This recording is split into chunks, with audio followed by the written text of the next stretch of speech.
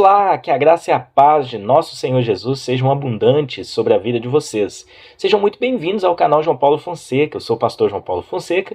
Estamos juntos para mais um review e hoje um review de uma obra muito importante e uma obra que eu sempre indico para você que quer ter um panorama completo da história da igreja. É o livro do Franklin Ferreira, A Igreja Cristã na História das Origens aos Dias Atuais. É um livro panorâmico. Não é um livro exaustivo, não vai ser um livro que vai trazer todos os detalhes, mas o interessante dessa obra é que ela faz um paralelo da história secular com a história da igreja cristã. Então é a igreja cristã na história secular. Vai trabalhar das origens lá do século I até mais ou menos os dias em que nós vivemos. É uma publicação da editora Vida Nova, é um material aí de mais de 300 páginas. Olha só, aqui a gente tem algumas informações, né?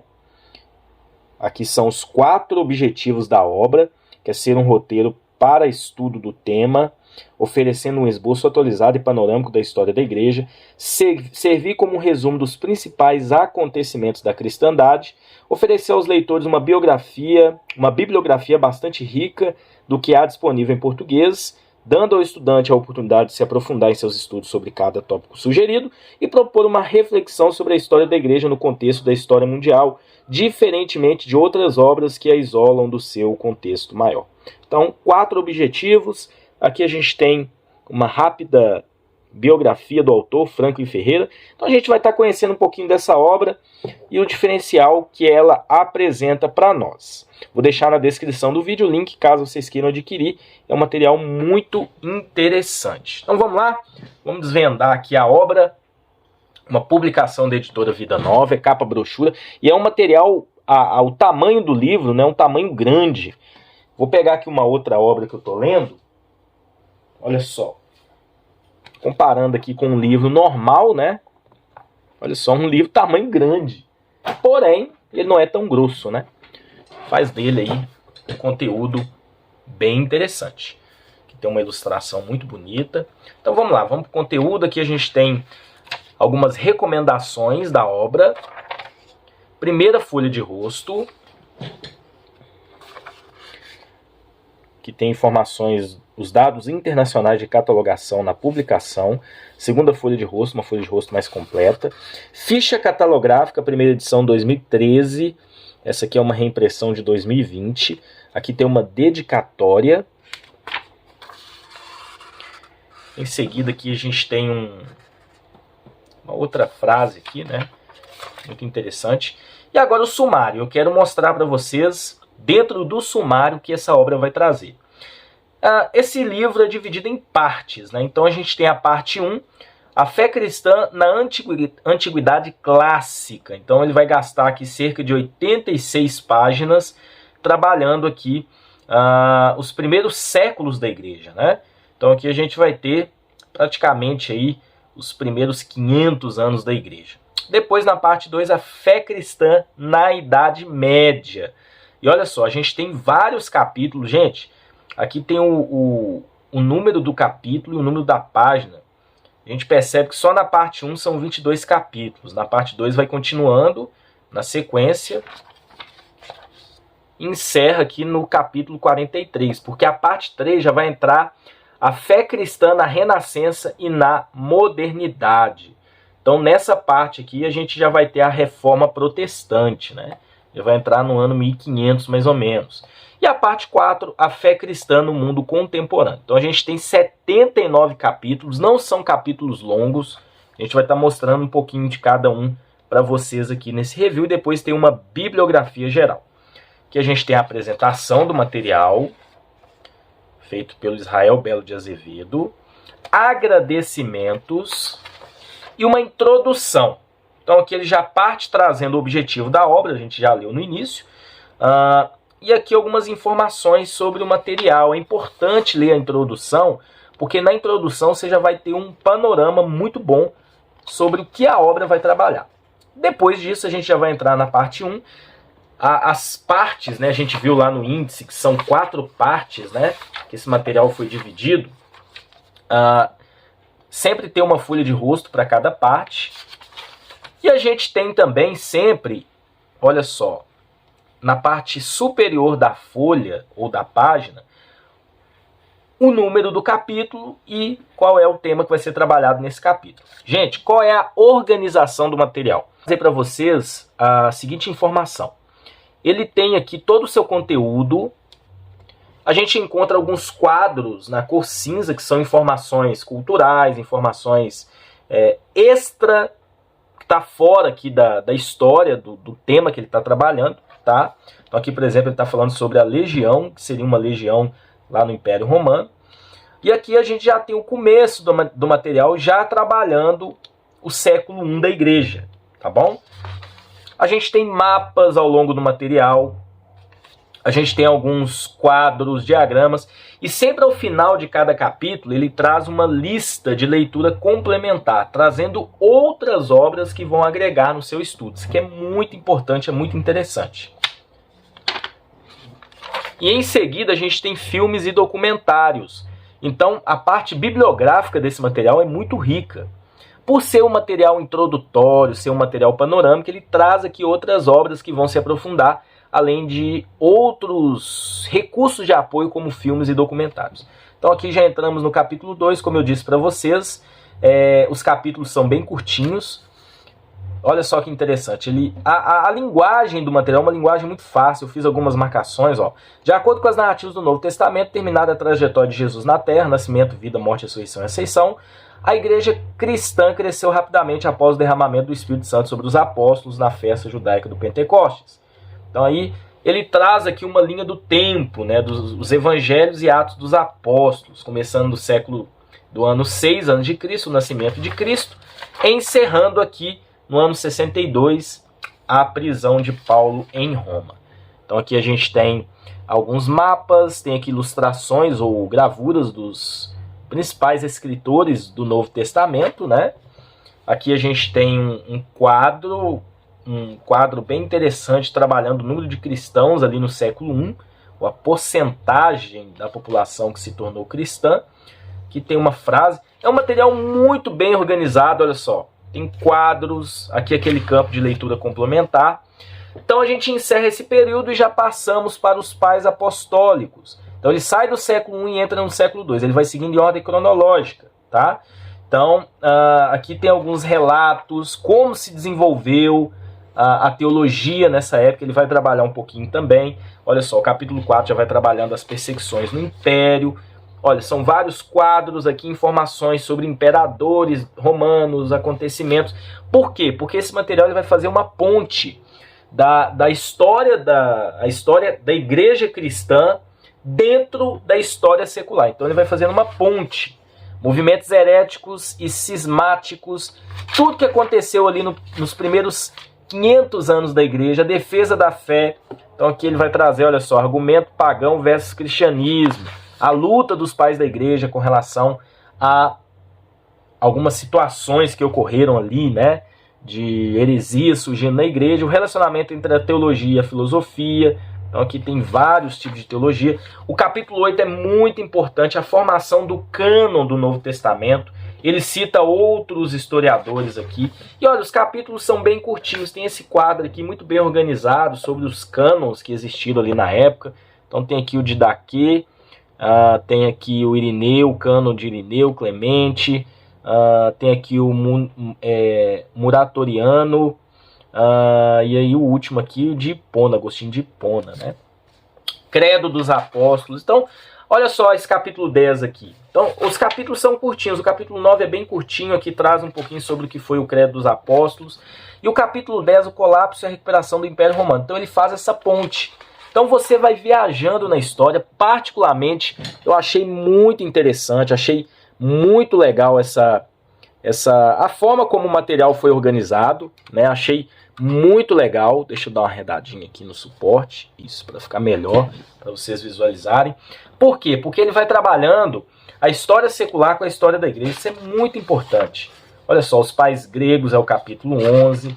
Então, é muito conteúdo. Os pais da Capadócia.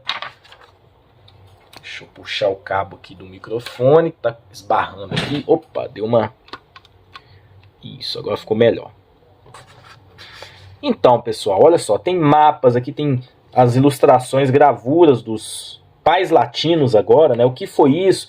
Então tem a explicação, tem aqui a ficha de cada um dos pais latinos, né? E aí ele vai seguindo também um pouquinho da história secular, tá? A renovação do Império, os concílios de Nicéia e Constantinopla, são um mapa legendado. Então, um material muito bem organizado mesmo. O declínio do Império Romano. Olha só, controvérsia sobre a doutrina da graça. Bom, o Franklin Ferreira, ele é um teólogo calvinista, né? E por mais que ele tente ser imparcial na sua obra, e aí é o detalhe que me chamou a atenção, é o único porém que eu encontrei nessa obra. Claro que ele vai fazer um pouquinho aqui de defesa sobre a questão do calvinismo, quando entra na parte do calvinismo, ou, por exemplo, de Agostinho, que foi o primeiro sistematizador do monergismo, onde Deus é o único agente na salvação. Só que é interessante falar também que ele foi honesto numa informação, né, que os mestres orientais enfatizaram então uma sinergia divina e os ocidentais uma sinergia humana. Então aqui tem a controvérsia entre Pelágio e Agostinho. Aqui tem um resumo, né, do que foi esse embate. Concílio de Calcedônia, movimento monástico, os 7 concílios ecumênicos. Aqui traz uma explicação de todos eles. E aí nós encerramos, né? Olha só, tem aqui a queda de Roma. Ele traz aqui também alguns capítulos atrás, né? Quando o Império Romano, a igreja se tornou religião oficial do Império Romano. E aí nós saímos aqui do período da patrística, que é o período dos pais da igreja. Parte 2 já vai trabalhar a fé cristã na Idade Média. O que aconteceu, olha só, o fim da Antiguidade Clássica. Olha só, cronologia do Islã antigo, os movimentos missionários, né, o cristianismo chegando em outros lugares aqui. Tem um mapa explicando direitinho como foi isso. Olha só, o Sacro Império Romano Germânico, período formativo da teologia medieval. Gente, essas partes aqui eu achei muito interessantes, porque te ajuda a entender um pouco da história também, né? Olha só, os vikings e os normandos. Então, é muito interessante, né? Ele vai navegando dentro da história secular. A estrutura política e social na Idade Média. É importante entendermos um pouco dessa parte política, né? Para a gente entender como a igreja atuava nesse período, né? O sistema feudal. Vai trabalhar um pouquinho aqui. Eu fiz várias marcações, porque quando eu for organizar alguma aula, eu pretendo usar esse material como base. É um material para quem está começando a estudar a história da igreja bem interessante, tá? Aqui tem o estabelecimento do papado, como foi isso. Traz aqui concílios ecumênicos medievais organizados aí, e aí a questão da... Aqui começou, na verdade, né, os erros da igreja, né? Então ele já vai trabalhando a teologia ortodoxa e o cisma do Oriente. Então, com a queda de Constantinopla, as lideranças da igreja ortodoxa transferiam-se para a Rússia, onde a fé ortodoxa chegou no século V por meio de missões bizantinas. No século VII... Não, século XII, né? Século XVI, aliás. Ô, Jesus, me ajuda. O patriarca de Constantinopla, Sírios Lucares, foi deposto e assassinado por ter sido considerado um herege calvinista, né? Então vai trabalhando como surgiu a igreja ortodoxa, né? Então aqui tem mais um capítulo. Capítulo 32, as cruzadas. Gente, muito interessante também. Trabalhando um pouquinho do que foi as cruzadas, as universidades. E aqui tem, olha só, cada uma das cruzadas, a primeira, a segunda, a terceira, a quarta, a quinta, a sexta, a sétima, a oitava, a nona. Então vai trabalhando todas as cruzadas que houve nessa época. Aqui tem as universidades, tudo isso na Idade Média, tá, pessoal? Então ele vai desenvolvendo a teologia escolástica, e aqui tem uma importante análise da teologia que surgiu nessa época, por exemplo, Tomás de Aquino, Pedro Abelardo. Foi tão importante, né? Algumas ideias para os reformadores. A Guerra dos 100 Anos, aí já é um pouquinho da história secular. Tem uma importante capítulo falando um pouquinho sobre quando surgiu Portugal. Achei muito legal isso aqui, como foi formado o reino de Portugal e como a igreja chegou lá. O declínio do papado. Então aqui a gente está pelo ano 1300 mais ou menos, né? 1200. Que tem um quadro, uma crise de espiritualidade e salvação. Então aqui a gente já está chegando quase no movimento pré-reforma. arquitetura eclesiástica antiga e medieval, como surgiram os templos, né? Já que no início da igreja primitiva a gente não tinha estruturas de igreja, estruturas físicas, né? Então aqui vai trabalhar um pouco sobre isso, tá? Partindo aqui do século V, a queda de Constantinopla, a era dos descobrimentos, aqui é muito interessante porque vai falar um pouquinho sobre o descobrimento do Novo Mundo, né? As Américas e outros lugares também. Então vai falar um pouquinho sobre isso aqui no capítulo 41, porque ele faz uma associação em paralelo com a história secular. Parte 3, a era cristã na Renascença e na modernidade. Então a Renascença e a Reforma Protestante. Então aqui a gente já tem o início da Reforma Protestante. Já tem aqui Martim Lutero, informações sobre Martim Lutero, como foi a teologia luterana, está aqui um quadro explicando. Depois a gente tem João Calvino, ele vai se dedicar, né, bastante aqui para poder explicar sobre a teologia reformada, a teologia radical. Então a gente tem todo o desdobramento da reforma, a teologia anabatista, a teologia reforma anglicana, tem mapas, olha só, muito bem explicados, a contra-reforma católica, como os católicos reagiram com relação à reforma protestante. Tem um quadro aqui da teologia católica e um quadro mostrando a diferença entre protestantes e católicos. Então é muito importante isso, né? Aqui o surgimento do puritanismo na Inglaterra. Então aqui já é pós-reforma protestante, a reforma na Escócia. E aí nós entramos no capítulo 49, que é o Sínodo de Dort, a tradição reformada. Bom, eu particularmente, analisando o Sínodo de Dort, todas as informações que existem aqui sobre Armínio, eu achei que poderiam ter se aprofundado um pouquinho mais sobre quem foi Armínio, a questão da sua teologia. Então faltou essa imparcialidade na minha concepção. Não tira o brilho do material, mas eu achei que a parte aqui que vai falar sobre Armínio, gente, ele gastou aqui poucas linhas para falar de Armínio, e aqui ele traz um quadro, Calvinismo e o Arminianismo. O autor, evidentemente, é reformado, então ele deixou um pouquinho de lado essa questão e focou mais em trabalhar da forma que ele achava que era o correto, né? Então aqui tem algumas informações sobre o arminianismo, mas coisa muito simples, muito básica. Eu achei que poderia ter se aprofundado um pouquinho mais, porque ele aprofundou um pouquinho em João Calvino, aprofundou um pouquinho em Lutero, enfim. Aqui a Guerra dos 30 Anos, ele vai trabalhando um pouquinho da história, o triunfo e declínio do puritanismo. Aqui ele já fala um pouquinho do surgimento da igreja batista, da igreja presbiteriana, enfim. A reforma em Portugal, ele gastou um capítulo para trabalhar um pouco sobre isso. A tradição luterana e o pietismo. Então vocês percebem que ele fala sobre tudo aquilo que aconteceu na história da igreja, ou na história do cristianismo, né? Então aqui a gente tem o primeiro grande despertamento nos Estados Unidos, o avivamento evangélico na Inglaterra, e aqui ele fala sobre John Wesley, ele fala sobre George Whitefield,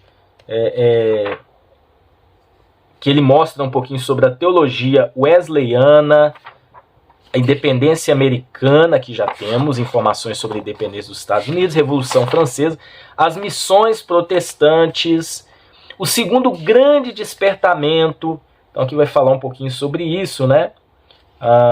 Inclusive nesse período surgiu as 3 maiores seitas pseudo-cristãs, né, que ele coloca aqui, que é os Testemunhos de Jeová, o mormonismo e os adventistas do sétimo dia.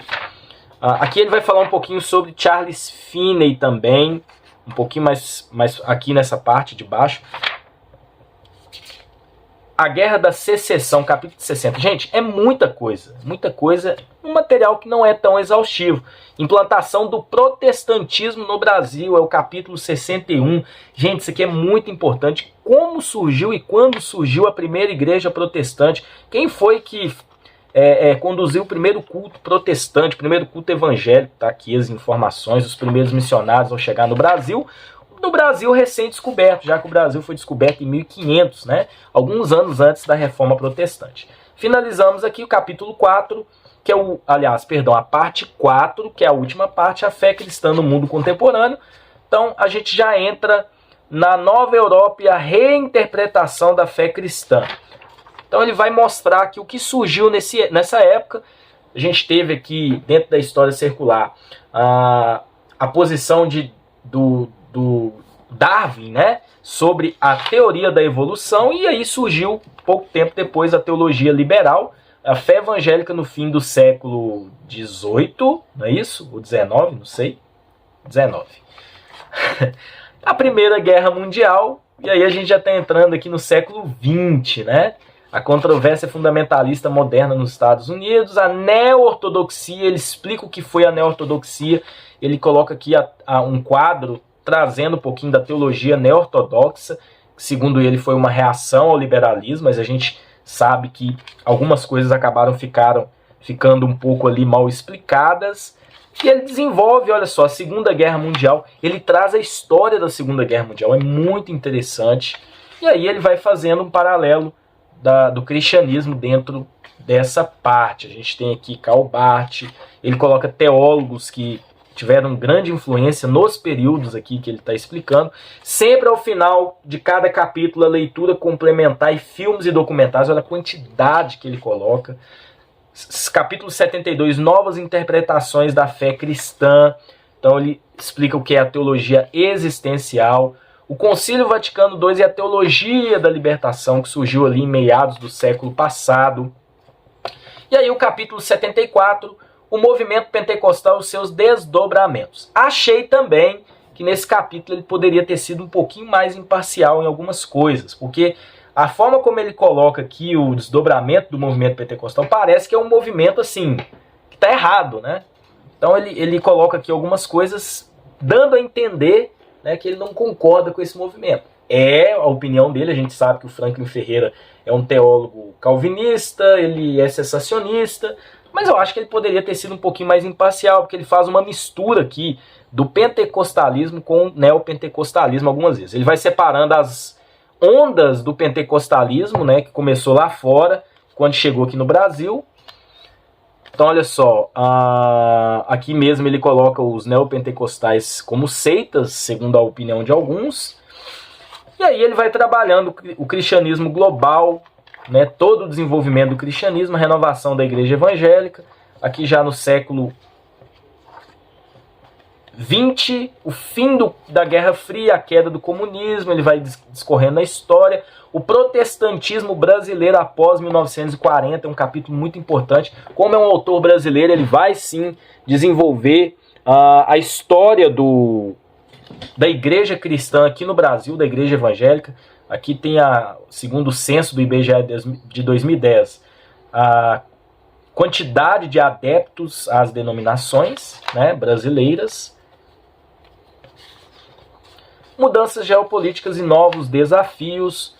Então aqui tem algumas explicações no findar, já trazendo para o nosso contexto atual. E ele finaliza com uma bibliografia geral. Bom, aqui tem duas obras do autor, né? Teologia Sistemática Concisa, dele, do curso básico de Teologia, a Teologia Sistemática que ele fez aí em parceria com Alan Miat. Bom, é um excelente material, é um bom material introdutório. Na minha concepção, vale a pena você ter aí na sua biblioteca. Só achei que 2 pontos, tanto na abordagem sobre o arminianismo, como na abordagem sobre o pentecostalismo, embora sobre o pentecostalismo ele dá uma aprofundada, mas ele comete alguns equívocos, na minha opinião, ao avaliar o movimento pentecostal, já que ele não é pentecostal, e ele foi muito conciso, muito resumido na parte do Jacó Armínio. Eu achei também que ele poderia ter trabalhado um pouquinho mais, assim como ele fez com o Calvino. No mais, é um bom material sim, que eu deixo de indicação aqui para vocês. Que Deus abençoe, até um próximo vídeo, se Deus assim permitir.